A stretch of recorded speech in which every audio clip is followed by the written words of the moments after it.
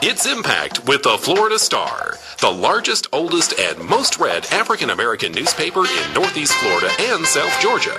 And now, here's the host, the publisher of the award-winning Florida Star, Clara McLaughlin.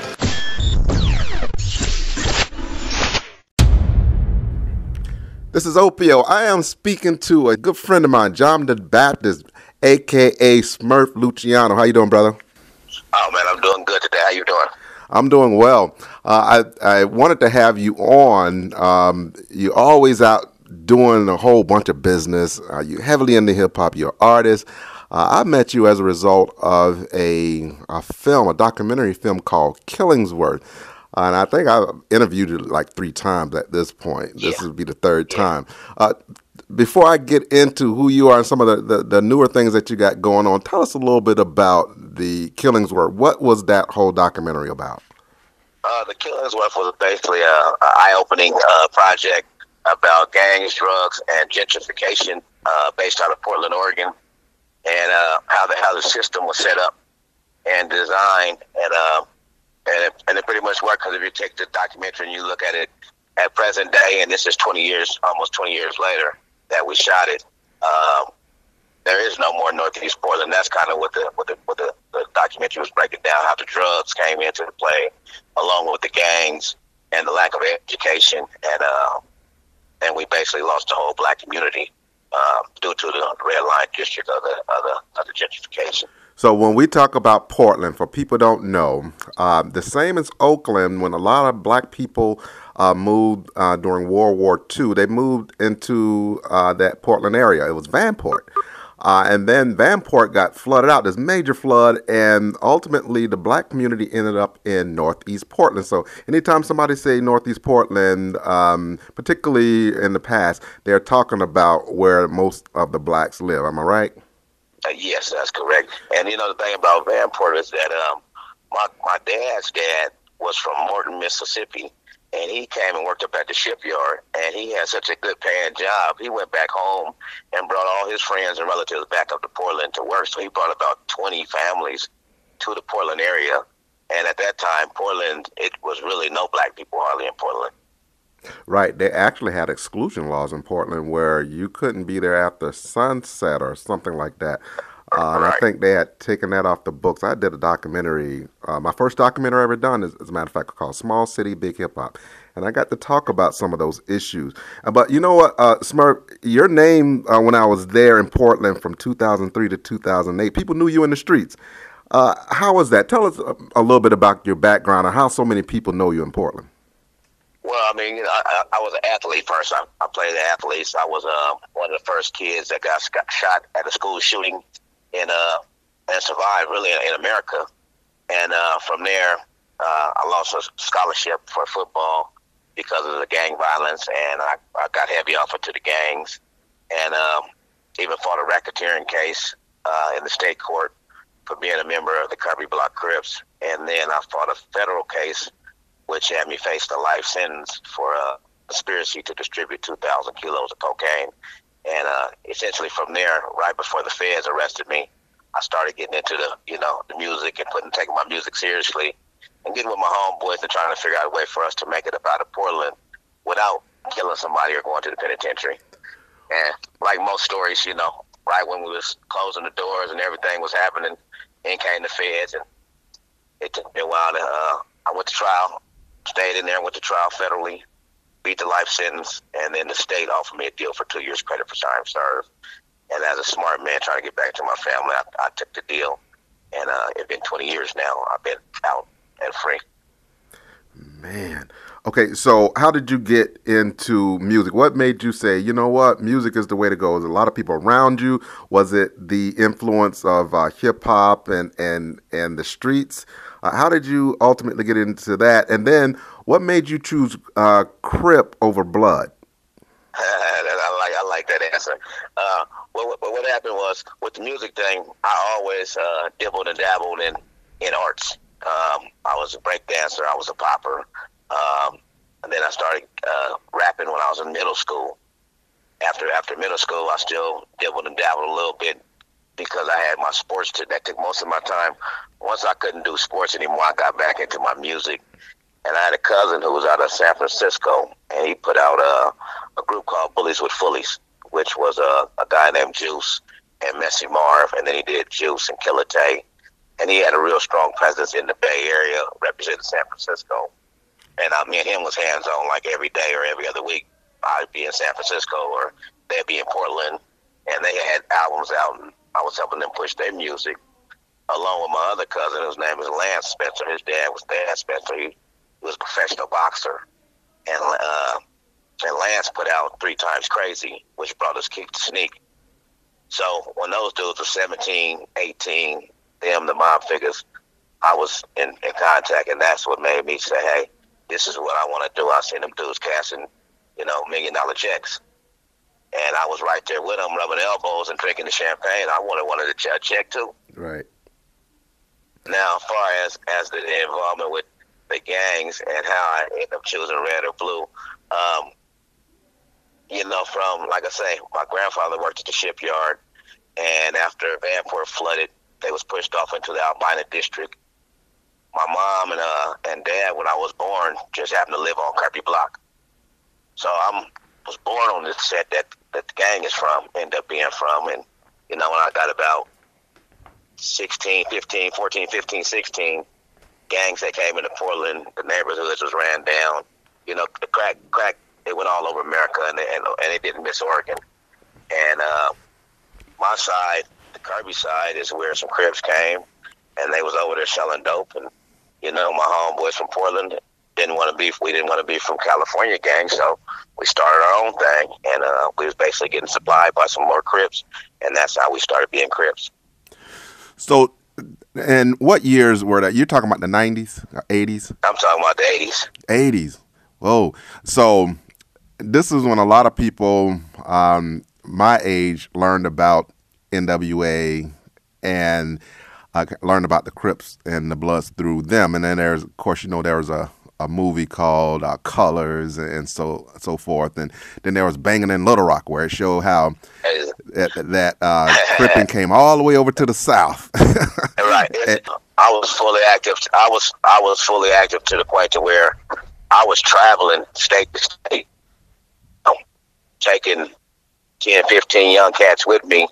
That was my homeboys, just so that they could see different cities and different states and see that everybody wasn't living how we was living in Oregon. Mm-hmm.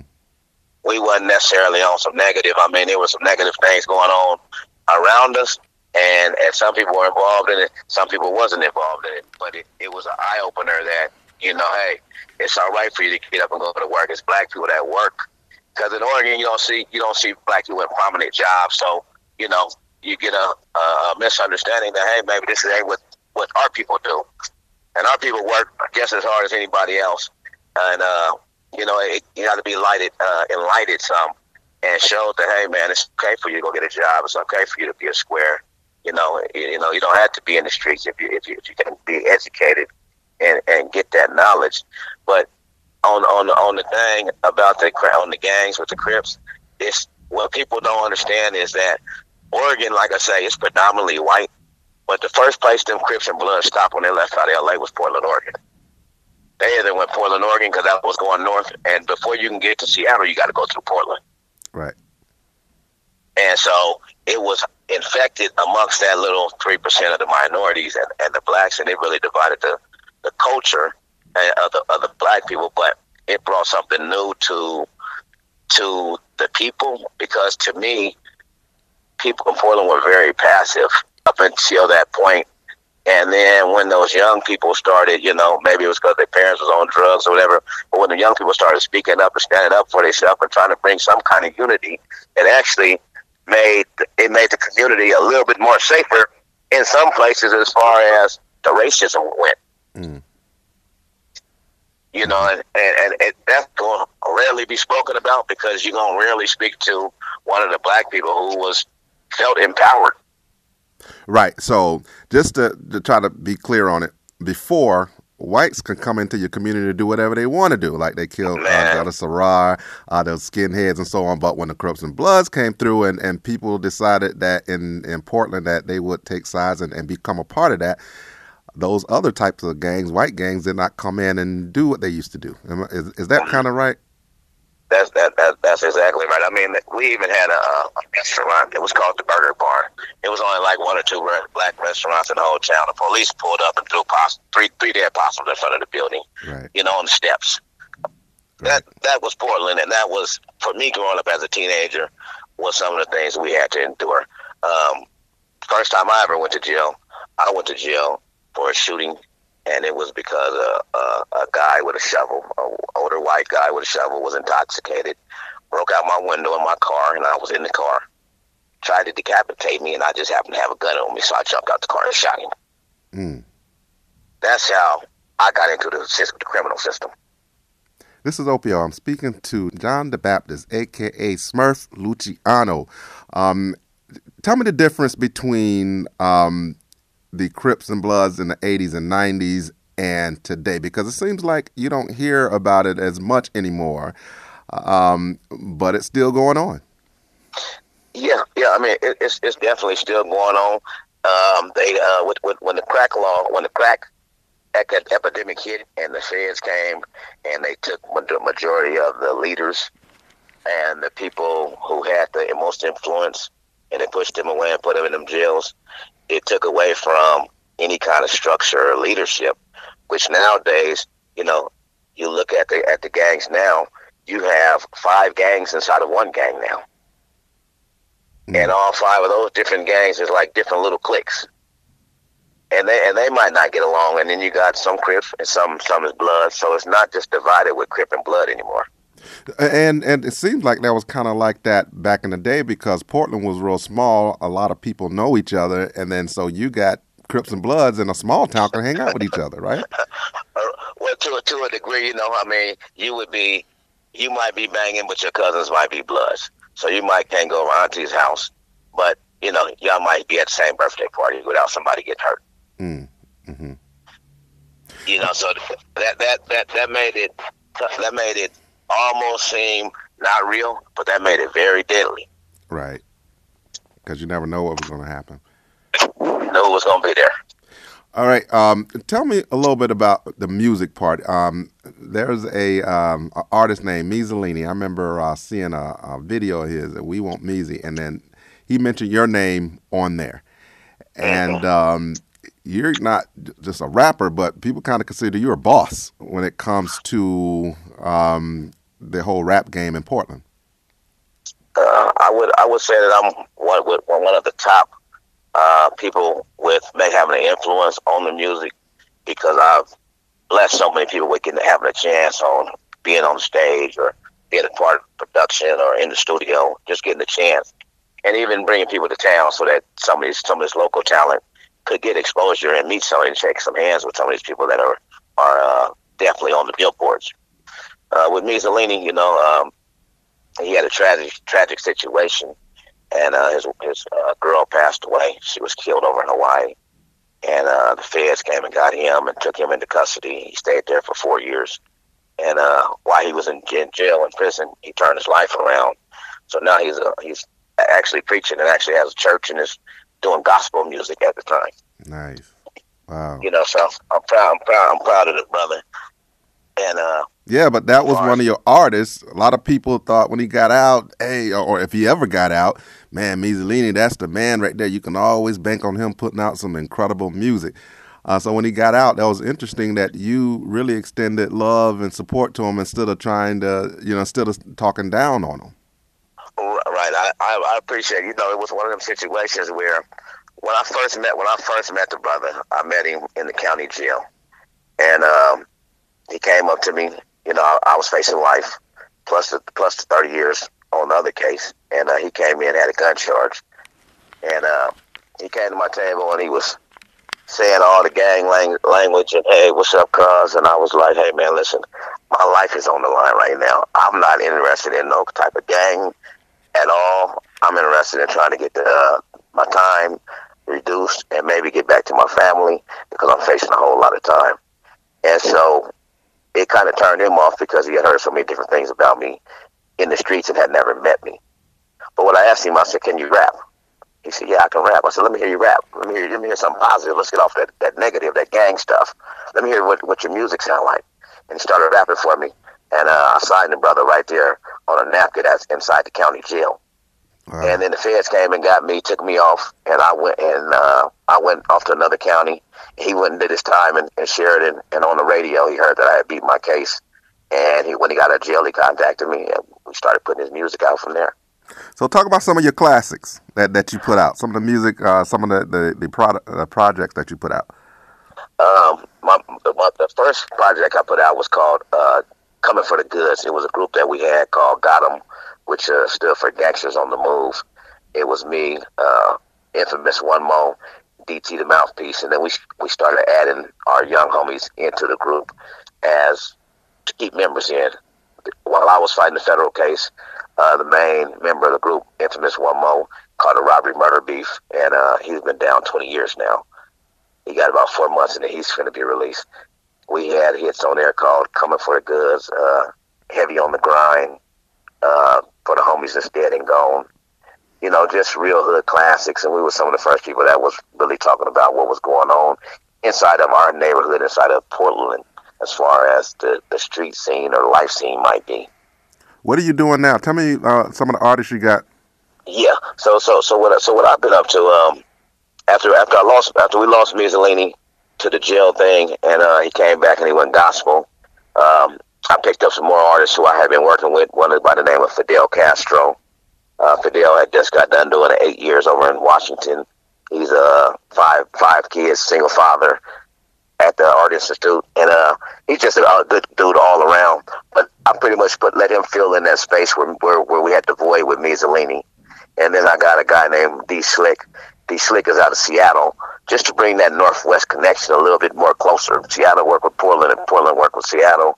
And we got Ryder J. Clyde, who's from the Bay, and he's an original member of the Mob Figures.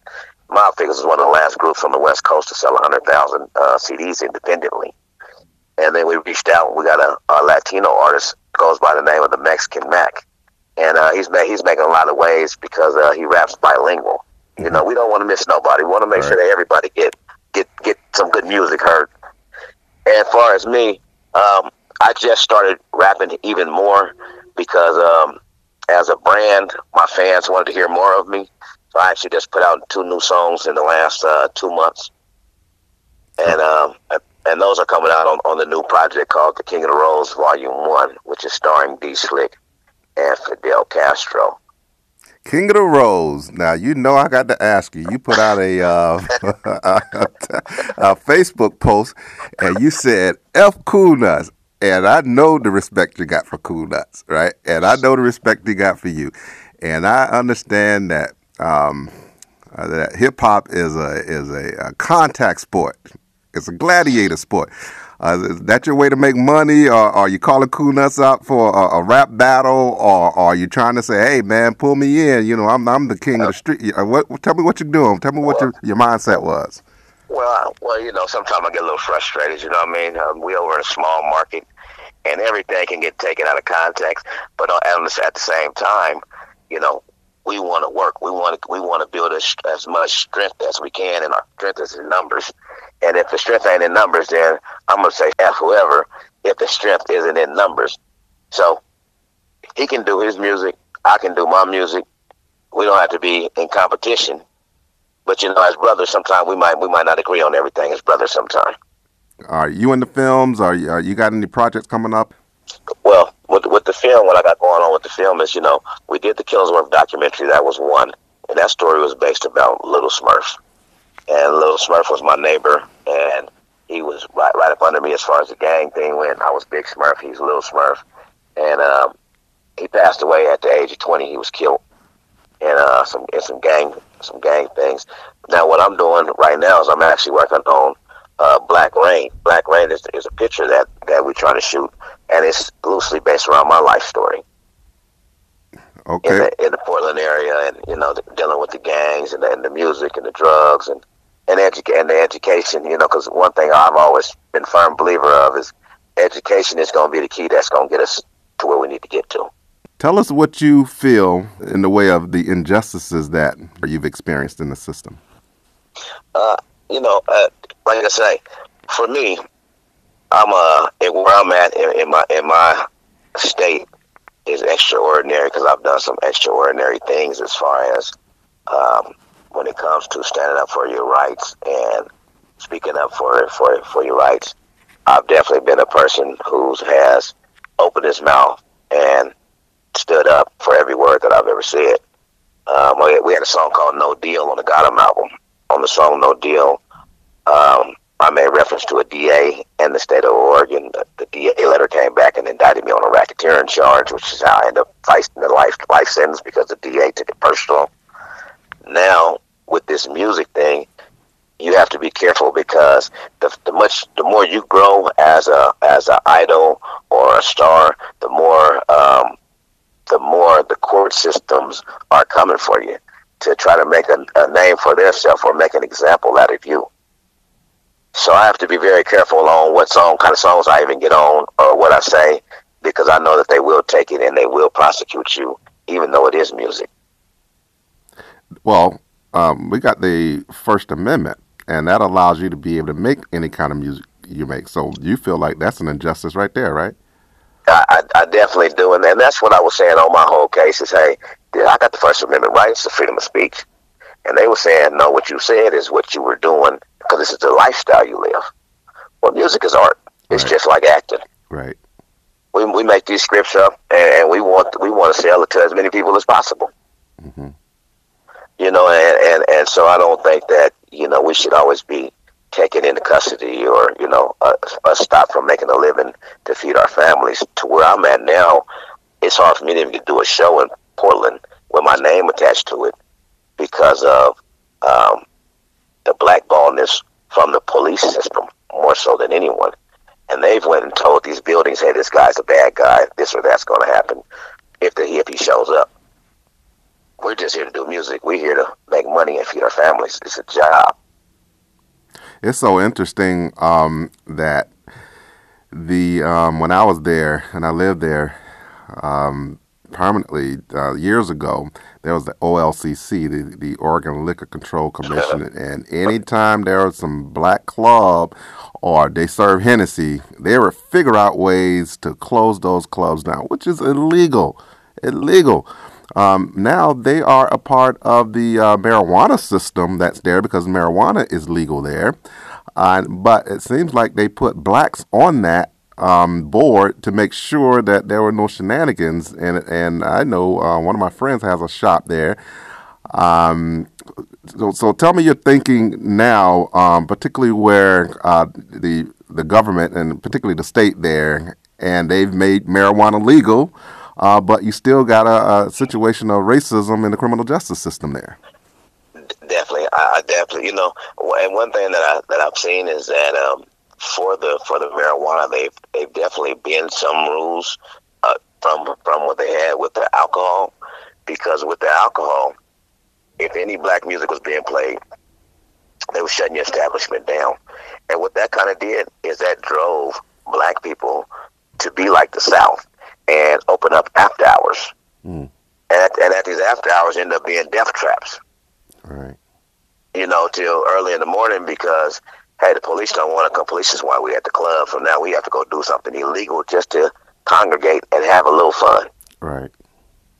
You know, and with the marijuana thing, it's free love, and they giving you a little bit of room, but they ain't giving very much room in there. I mean, there might be 3 or 4 black people with their hands in it, but there ain't very many. Mm-hmm. It's so regulated. I would say maybe 1,000 to white-owned businesses to 4 black-owned businesses. So even having a word, you ain't saying very much. All right. So tell me a little bit about children. Now, I know before I let you go, I wanted to talk about, because I remember, because I know you get tired of hearing, you know, people that were in gangs, this is bad for children, you know, you're bad for children. Particularly when you're able to see, just like people like Tupac was able to see, how sometimes that meant that they won't get beat up, kids not getting beat up. Or sometimes that might mean they're protected. But there are so many people see a lot of the negatives in it. And that's not lost on people who are Crips, because a lot of them are Bloods. A lot of them get older and they begin looking back on some of the negativity, and they begin some of the changes that we see now. So talk about the children and what you're thinking when you're making music and you're living and talking about street life. All right. For me personally, I got kids. I got 8 kids, and 4 boys, 4 girls. My oldest son is a college graduate. I got 2 in school right now. They go to school in Atlanta, Kennesaw State, and Georgia State. I got a 16-year-old who his mom passed away, and I'm a single father of him. And he lives in Las Vegas with me. He's 3.5 student, work a job. And then I got younger kids. And basically, like I said earlier, to me, education has always been key. I know what it would take for me to make it out from where I come from, and I just tried to give all my kids a jump start, and guide them the right way, so that they you don't have to be like Dad, because you didn't live that lifestyle that Dad lived.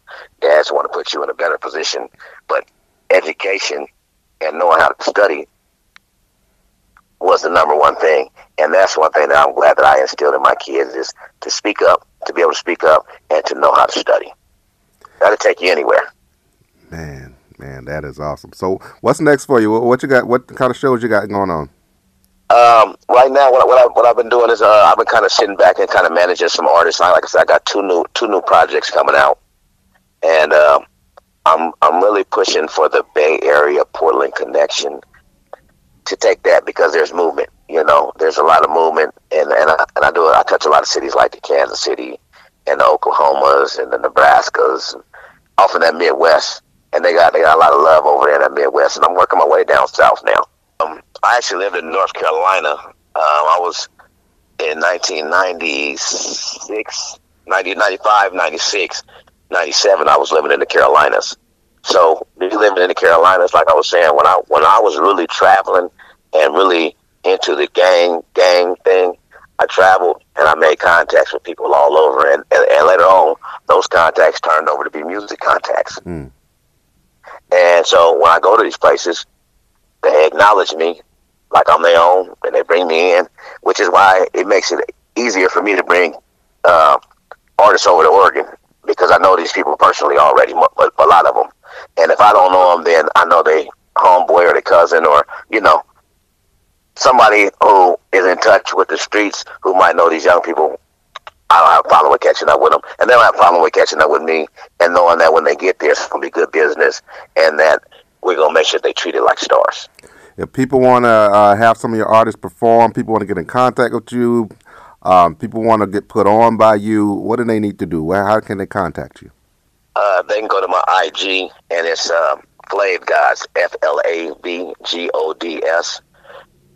or John Baptist on Facebook. My email address is LOYALMUSIK71@gmail, which is loyalmusic71@gmail. And those are the ways that they can reach out and touch and get a hold of me. I got a show coming in Portland sometime soon with Spice One. I got another one coming up with X-Rated. He's been recently released from jail and on his first tour. He's a Bay Area artist who did 25 years, and he came in with C-Bowl and Brother Lynn Chung, and they all from the Garden Block, and I just linked up with those guys and helped them get a couple shows in Portland and Seattle.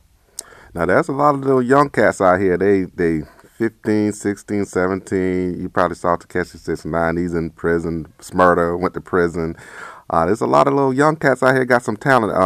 Brother XXX got killed. On and on and on.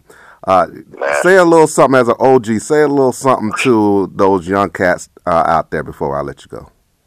Well, one thing that I definitely want to say is that don't always be in a rush. Have a little bit of patience. And with patience, you will see different things, and you will see different people change faces, change places, and wait your turn. Put your work in.